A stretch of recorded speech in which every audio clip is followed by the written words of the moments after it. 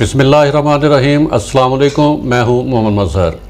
ناظرین، پاکستان تحریک انصاف کے چیئرمین عمران خان کی گرفتاری کے بعد ملک بھر میں ہنگامہ آرائی ہوئی، توڑ پھوڑ ہوئی، احتجاج کا سلسلہ شروع ہوا، لیکن آج تیسرے دن اس میں نمایاں کمی آئی ہے۔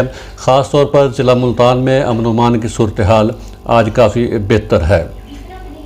ناظرین، جیسے ہی تحریک انصاف کے کارکنوں نے احتجاج شروع کیا تو دوسری طرف انتظامیہ بھی متحرک ہو گئی اور تحریک انصاف کی کارکنوں کی گرفتاریوں کا سلسلہ شروع کر دیا گیا۔ اس سلسلے میں ڈپٹی کمشنر ملتان نے تحریک انصاف ملتان کے 16 کارکنوں کی ایک فہرست جاری کی ہے، جنہیں 30 دن کے لیے نظر بند کرنے کا حکم دیا گیا ہے۔ یہ فہرست میرے پاس موجود ہے۔ ناظرین، میں آپ کو بتاتا ہوں کہ اس فہرست میں کون لوگ شامل ہیں۔